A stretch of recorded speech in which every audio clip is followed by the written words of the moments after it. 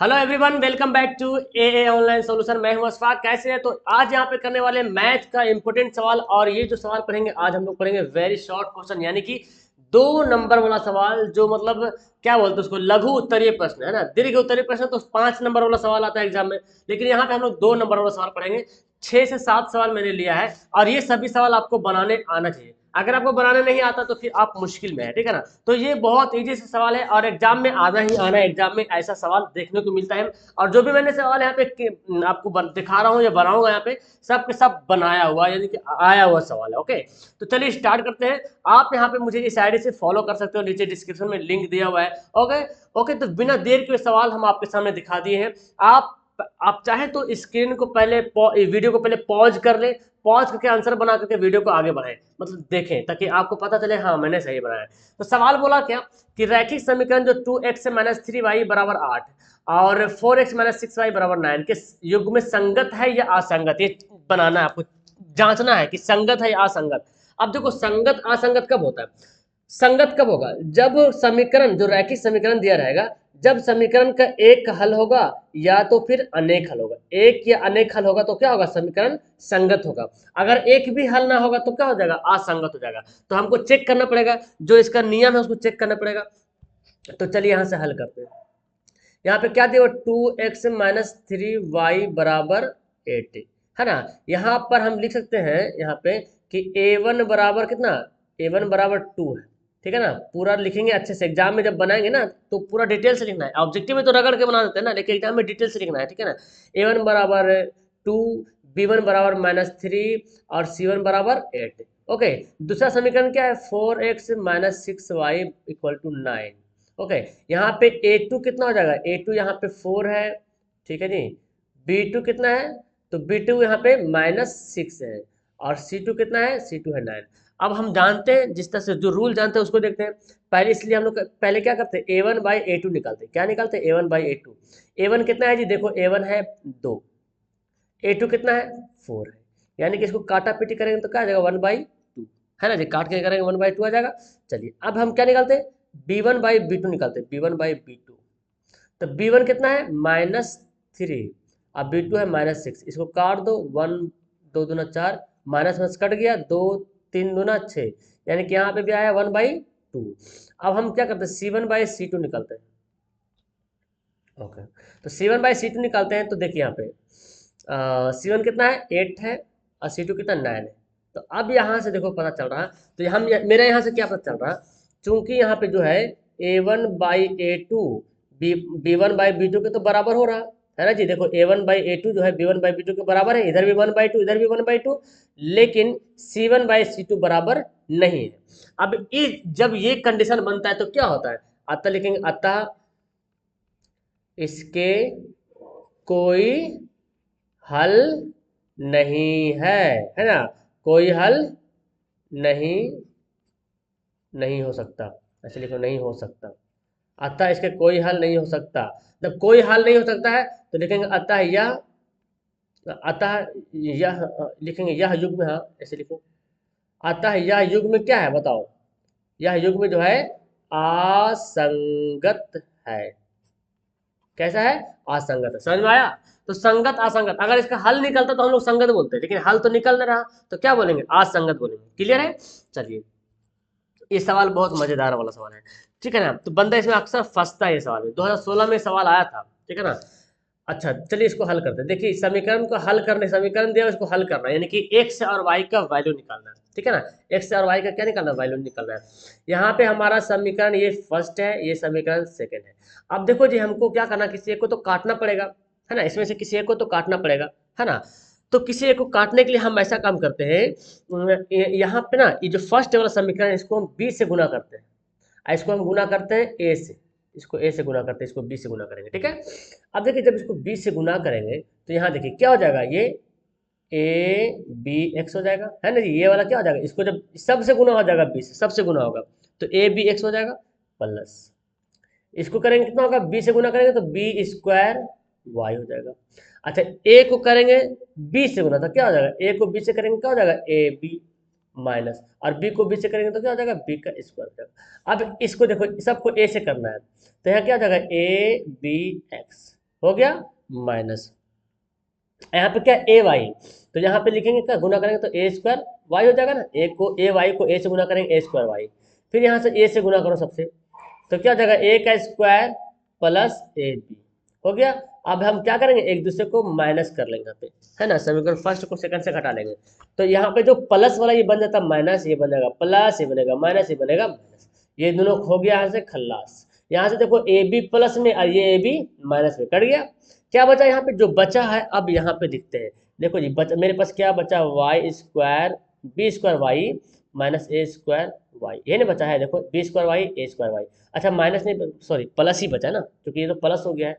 अब यहाँ पे क्या बचा, यहाँ पे देखो दोनों माइनस में आ रहा है यार, यानी कि माइनस बी स्क्वायर और माइनस ए स्क्वायर बच गया है। चलिए अब हम क्या करते हैं, देखो यहाँ पे वाई सॉरी ये वाई का स्क्वायर है, वाई यहाँ पे क्या करते हैं कॉमन लेते हैं, तो हमारा कॉमन जब हो जाएगा तो क्या बचेगा यहाँ पे ए स्क्वायर और बी स्क्वायर बच जाएगा, हमने ए स्क्वायर को पहले लिख दिया है, इससे कोई फर्क नहीं पड़ने वाला। अब यहाँ पे हम माइनस कॉमन लेते हैं, ठीक है, माइनस कॉमन लेते हैं, जब माइनस कॉमन लेंगे ना तो ए स्क्वायर बन जाएगा प्लस में और बी स्क्वायर भी क्या बन जाएगा प्लस में, क्योंकि माइनस कॉमन निकल गया। अब देखो यहाँ पे दोनों बराबर हो गए तो हम ये दोनों क्या कर सकते हैं, काट सकते हैं, तो इसलिए यहाँ पे y का वैल्यू क्या आ जाएगा -1, यहाँ पे कुछ नहीं बचा तो क्या बचा 1 बचा, जो कि माइनस में, तो y का वैल्यू क्या गया -1। अब y का मान समीकरण फर्स्ट में रख दो, यहाँ पे लिख दो y का वैल्यू, है ना, y का मान समीकरण फर्स्ट में रखने पर जो भी है ना, चलिए फर्स्ट में रखने पर तो समीकरण फर्स्ट हमारा देखते हैं क्या है। फर्स्ट देखिए यहाँ पे देखिए ए एक्स प्लस बी वाई बराबर ए माइनस बी, ठीक है ना, तो यहाँ पे लिखते हैं ए एक्स प्लस बी वाई बराबर, है ना, ए माइनस बी, ओके। अब वाई का वैल्यू रखना है तो ए एक्स तो ऐसे ही रह जाएगा, अच्छा जी, यहाँ पे अब बी वाई का वैल्यू क्या आएगा -1, ओके, यहाँ पे तो ए माइनस बी हो गया। अच्छा अब यहाँ पे देखो, यहाँ पे समझो बात को, यहाँ पे क्या हो गया, अगर हम यहाँ पे देखो ए एक्स यहाँ पे हो गया है, यहाँ पे क्या माइनस बी हो जाएगा, और यहाँ देखो ठीक है ए माइनस, ओके। अब देखिए यहाँ पे ये बी कहाँ चल जाएगा, इधर चल जाएगा, है ना जी, इस ए को इधर लाइए, ला सकते हैं ना, ए एक्स हो गया, इस ए को इधर लाएंगे तो क्या बनेगा माइनस बनेगा ए, और ये माइनस बी है, ए माइनस बी इधर जाके क्या बन जाएगा प्लस बी, दोनों कट गया ना, जी बिल्कुल कट गया।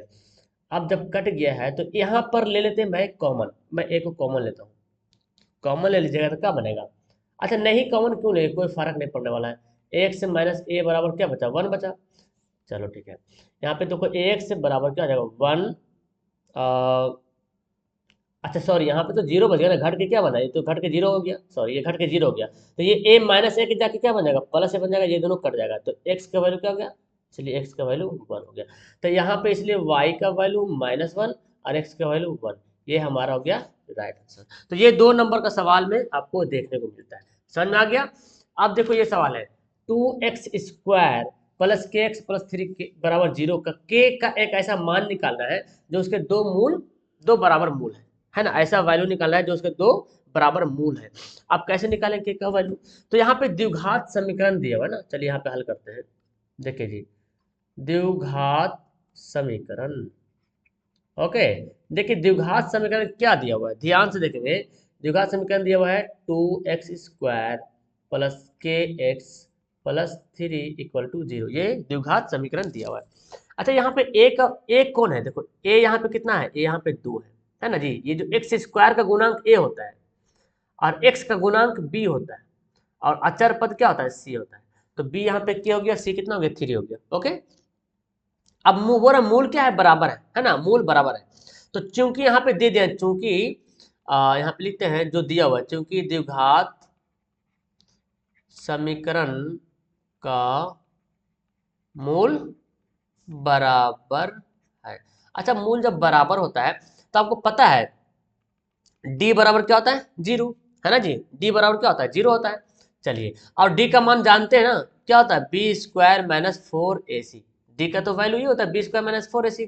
अब यहाँ पे वैल्यू पुट करते हैं, b का वैल्यू कितना है k है तो k का स्क्वायर -4, a का वैल्यू कितना है 2 है, c का वैल्यू कितना है 3 है बराबर 0। अब देखो k का स्क्वायर यहाँ पे 4 दूना 8, 8 तिया 24, 24 माइनस जाके क्या बन जाएगा, प्लस बन जाएगा, है ना जी। 24 कहाँ बन जाएगा, प्लस बन जाएगा।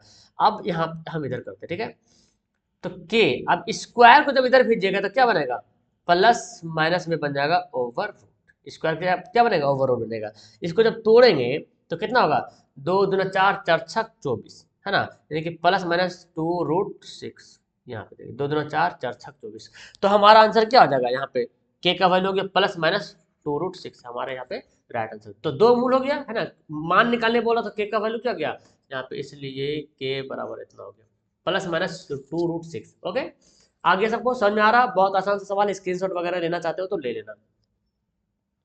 ये बोलता है देखो बहुत आसान सवाल, समांतर श्रेणी का जो दिया हुआ 18वें पद का मान निकालिए। आप भी बहुत बार पढ़ाए है ना, मैंने भी आपको बहुत बार पढ़ाया है कि इसका 18वां पद कैसे, बहुत ही सिंपल है। चलो तो यहाँ पे चलिए हल ही कर लेते हैं। सब जो एपी दिया हुआ है, देखिए एपी क्या दिया हुआ आपका, 1 दिया हुआ है, 4 दिया हुआ है, 7 दिया हुआ है, 10 दिया हुआ है, कहाँ तक, यहाँ पे 18वें पद तक, है ना, 18वें पद तक। ए का वैल्यू क्या होगा, यहाँ पे ए का वैल्यू 1 हो जाएगा। डी का वैल्यू क्या होगा, तो 4 - 1, है ना, 4 में से 1 घटा देंगे, या तो 7 में से 4 घटा दो, या तो 10 में से 7 घटा दो, वो तो नहीं आने वाला। ओके, और जो 18 जो दे रहा ना, ये क्या दे रहा, एन का वैल्यू क्या दे रहा, 18 दे रहा। इसलिए हमको क्या निकालना, टी, अच्छा, चूंकि टी एन का फॉर्मूला होता है, टी एन का फॉर्मूला क्या होता है, a+n-1 इंटू डी। अब जो टी एन है ना, ये एन की जगह पे क्या रखना, हमको 18 रखना है, एन की जगह पे क्या रखना, 18। तो ए का वैल्यू 1 हो जाएगा, एन का वैल्यू 18 - 1 इंटू डी का वैल्यू कितना है 3। ए 18 में से एक घटेगा कितना होगा, 17 गुना 3, 17 तिया 51, और 51 एक 52, ये हमारा क्या हो गया, राइट आंसर हो गया। तो बहुत सिंपल सा 2 नंबर का सवाल। देखो ये सब सवाल ऑब्जेक्टिव में भी आता है ना, आपको ये ऐसा सवाल जो है ऑब्जेक्टिव क्वेश्चन में भी देखने को मिलता है, लेकिन ऑब्जेक्टिव में हम लोग रफ में बना देते हैं, लेकिन सब्जेक्टिव में आपको बना करके बताना पड़ेगा, अपना एक्टिविटी दिखाना पड़ेगा कि आप कैसे बनाते हैं। देखिए ये सवाल तो बनाए हैं कि 2 बिंदुओं को मिलाने वाली रेखाखंड का मध्य बिंदु का निर्देशांक क्या होगा। बहुत आसान सा सवाल है, एकदम फटाफट बन जाएगा ऐसा सवाल। एग्जाम में ऐसे ही सवाल देखने को मिलेगा, एकदम घबराने की जरा भी जरूरत नहीं है। एग्जाम में जैसा सवाल मिलेगा आप जब देखोगे तो पक्का बोलोगे सर क्या गजब का बताए हैं आप, ठीक है ना। तो देखो मैं अच्छा एक लाइनिंग खींच लेते हैं हम लोग, क्योंकि रेखाखंड बोल रहा तो एक लाइनिंग खींच लीजिए। ओके, लाइनिंग खींच के मैं मान लेता हूँ ये ए दिया हुआ है, ये बी दिया हुआ है, ये बिंदु कितना दिया हुआ 22 और 20, और ये बिंदु बी जो दिया हुआ है 0 और 16, और कोई बिंदु यहाँ पे जो बीच में है ना, इसको हम पी बोलते हैं, पी का मान रख सकते हैं, और ये एक्स वाई हमारा है, कुछ नहीं पता चल रहा तो। और ये जो A1 ए है ना, इसको हम x1 y1, इसको x2 y2 ऐसे कर लेते हैं। अब हमको पी का वैल्यू निकालना, पी का निर्देशांक निकालना है, तो हम क्या जानते हैं, इसलिए मध्य बिंदु का निर्देशांक, मध्य बिंदु का निर्देशांक, जी बिल्कुल। तो निर्देशांक का हम लोग फॉर्मूला जानते हैं, क्या जानते हैं, x1 + x2/2, y1 + y2/2, जोड़ के दोनों को क्या कर दीजिए, आधा कर दीजिए, बस आ गया हमारा आंसर। x1 कितना है 22, x2 कितना है 0/2, y1 कितना है 20 है, y2 कितना है 16/2। ओके, अब देखो ये जुड़ जाएगा ना, तो 22/2, ये कितना हो जाएगा 36/2 हो गया। तो 22/2 बोले तो 11 दूना 22 और 18 दूना 36, तो हमारा आंसर क्या हो जाएगा 11 और 18। इसलिए पी, पी मतलब एक्स और वाई कितना है 18, सॉरी 11 और 18, ये हमारा क्या हो गया राइट आंसर हो गया। तो ये सब सवाल देखने को मिलता है 2 नंबर वाला सवाल में, ठीक है ना। जो जिस सवाल को आप ऑब्जेक्टिव में बना रहे होते थे उसको आपको एक्सप्लेन करके बनाना है ना, तो आपको आराम से 2 नंबर मिल जाएगा, बहुत ईजी है। देखो ये सवाल तो खैर देख करके आंसर बता दिए होंगे, आपके दिमाग में आ गया हो कि आंसर क्या होने वाला है, ठीक है ना। तो आप 1 आंसर सोच रहे होंगे कि इसका आंसर 1 आएगा, जो कि गलत है, 1 आंसर नहीं आएगा, ठीक है ना। चलिए देखते हैं, तो यहाँ पे हमको क्या करना है, देखो 7 है, हमको ना 2 मिला के 90 करना है, दो दो को मिला के 90 करना है। 90 कैसे होगा, देखो 83 और 7 मिलके क्या बनेगा 90 बनेगा। तो हम यहाँ पे tan 7 डिग्री, ये पहले तो क्वेश्चन ही उतार देते हैं, एग्जाम में जब सवाल रहेगा ना तो पहले क्या करना है क्वेश्चन उतारना है। ओके, क्योंकि ये सब इसको उतारना जरूरी है, नहीं उतारेंगे तो फिर गड़बड़ हो जाएगा। tan 67, ओके, और tan 80 डिग्री, अब देखिए हम पहले क्या करते हैं, tan 7 और tan 80 को एक जगह, 83 है यार, ये तो करो 83 को एक जगह लिखते हैं, tan 7 degree into tan 83 degree एक जगह लिख लिया। उसके बाद tan 20 और tan 67 मिलकर 90 बनेगा, तो लिख, अरे गुना में है, tan 23 इंटू tan 67, और यहाँ पे लास्ट में tan 60 को लास्ट कर दो अलग, ठीक है ना। अब देखो इनमें से क्या करेंगे हम किसी एक को बदलेंगे, किसी एक को बदलिए, चाहे इसको बदलिए चाहे इसको बदलिए। तो tan 7 को मैं लिख सकता हूँ tan 90 माइनस 83, क्योंकि 90 में से 83 जब घटाएंगे तो 7 तो आएगा ही आएगा, कोई असर नहीं पड़ने वाला उस पर, है ना। मैथ इसी का तो नाम है, जो हम आगे बना रहे तो पीछे पे कुछ डिफेक्ट इफेक्ट नहीं पड़ना चाहिए, ठीक है ना। अब इन दोनों में भी एक ठो बदलेंगे, तो बदलो tan 83 को 23 कैसे लिख सकते हैं, 90 माइनस 67, है ना। तो 90 में से 67 घटा देंगे तो 23 बच जाएगा, और tan 67 इसको हम ऐसे लिखते हैं, और ये बेचारा tan 60 जो है अकेला पड़ा रहेगा। tan 90 माइनस थीटा क्या पढ़े हैं, tan 90 माइनस थीटा बराबर होता है cot थीटा, यहाँ पे cot थीटा क्या है 83 है, यहाँ पे tan 83 तो है ही है यहाँ पे, जी है ना। अच्छा यहाँ पे tan 90 माइनस थीटा क्या हो जाएगा, cot थीटा मतलब 67, और यहाँ पे tan 67, और यहाँ पे tan 60 तो tan यहाँ पे लिखते हैं tan 60, ओके। अब देखो जी आप पढ़े होंगे tan theta into cot theta बराबर 1, tan theta into cot theta बराबर 1, और tan 60 का वैल्यू क्या होता है √3, तो इसको जब हल करोगे क्या हो जाएगा √3 आपका यहाँ पे राइट आंसर, कितना आसान से बन गया ना, √3 यहाँ पे सही आंसर हो गया। देखो ये सवाल बोलता है कि सिद्ध करें, है ना, प्रूफ करने वाला सवाल आता है, कितना हल्का सा सवाल है, आप सोच सकते हैं इसको कैसे करेंगे। देखो अब बच्चा लोग कंफ्यूज होता है, देखो मतलब आपको क्या ना, अगर एक बार मैथ बना लीजिएगा ना इसको, तो इसको रिपीट कीजिएगा, ऑटोमेटिक आपका दिमाग एकदम क्रिएट हो जाएगा कि क्या करना है क्या लगाना है। ऐसा नहीं है, ऐसा नहीं है कि आपको हर बार अलग अलग सवाल चेंज होकर मिलेगा, नहीं। यहाँ पे क्लास 10 में सवाल लिमिट में है, मतलब ऐसा नहीं कि एकदम जनरल कंपटीशन नहीं हो रहा कि सवाल चेंज चेंज करके देगा, नहीं देगा चेंज करके, जो किताब में वही सवाल देगा। तो आप इतना बार बना लो कि दिमाग में मेकअप सेट हो जाए कि हमको ये करना है भाई, बस इसको ये करना, खत्म कहानी, है ना। 1+ हम यहाँ पे क्या करते हैं, LHS उतारते हैं, 1+ cot स्क्वायर ए, 1+ tan स्क्वायर ए, ओके।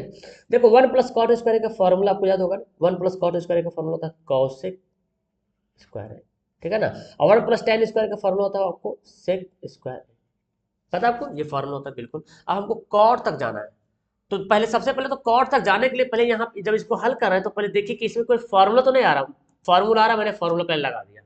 अच्छा कॉसेक, हमको कॉट में जाना है, तो पहले दिमाग में मेकअप कीजिए, कॉसेक बराबर क्या होता है 1/sin होता है ना, कॉसेक थीटा बराबर 1/sin थीटा, और सेक होता है 1/cos थीटा।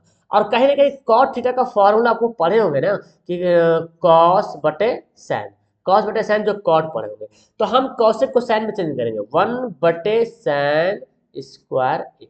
अब बड़ा, ये जो बड़ा वाला देखा ना, बड़ा वाला भाग हम यहाँ पे ऐसे कर लेंगे कि बराबर को यहाँ पे रखेंगे, और सेक को क्या करेंगे 1/cos स्क्वायर ए। अब देखो भाग को पलटेंगे गुना में, तो भाग को गुना में पलटे, देखिए 1/sin स्क्वायर ए। जो बड़का वाला भाग है ना, इसको भाग को पलटेंगे गुना में, तो कॉस स्क्वायर चल जाएगा ऊपर और 1 आ जाएगा नीचे, तो क्या बचा हमारे पास कॉस स्क्वायर ए, और नीचे क्या बचा सैन स्क्वायर। अब कॉस स्क्वायर है साइन स्क्वायर क्या पढ़े आप, कॉट स्क्वायर है, कॉट स्क्वायर है, तो यही तो हो गया, इसलिए RH यहाँ पे क्या हो गया प्रूव्ड हो गया। कितना आसान सा सवाल है, ये सब सवाल आपको मिलेगा 2 नंबर में देखने के लिए, ठीक है ना, तो घबराने की जरा भी जरूरत नहीं है। चलिए अब तो मेरे ख्याल से सवाल भी लास्ट हो गया, तो इस वीडियो में इतना ही काफी है, ठीक है ना। आप फिर मैं आपको धीरे धीरे आपको इस तरह से सवाल में लाता रहूंगा, आपको पढ़ाता रहूंगा, आपको अंडरस्टैंड करवाता रहूंगा, आपको सिखाता रहूंगा, डोंट वरी। आप मेरे साथ बने रहे, जिन्होंने चैनल को सब्सक्राइब नहीं किया चैनल को सब्सक्राइब करें, वीडियो को लाइक करें, अपने दोस्तों को शेयर करें, और इन्फॉर्मेशन के लिए अपना बेल आइकन ही प्रेस करें ताकि जल्दी से इन्फॉर्मेशन मिले, जब भी क्लास चले आप आ सकते हैं। क्लास का टाइमिंग सुबह 7 बजे, शाम 7 बजे फिलहाल क्लास चल रही, आप जरूर अटेंड करें। आप मुझे फॉलो करें, नीचे इंस्टाग्राम टेलीग्राम फेसबुक सबका आईडी दिया हुआ डिस्क्रिप्शन में, सबको फॉलो कर सकते हैं नीचे, ओके। चलिए ठीक है, कैसी लगी आपको मेरी क्लास, मजा आया तो नीचे कमेंट करके जरूर बताना। That's all, thank you everyone, मिलते हैं, बाय।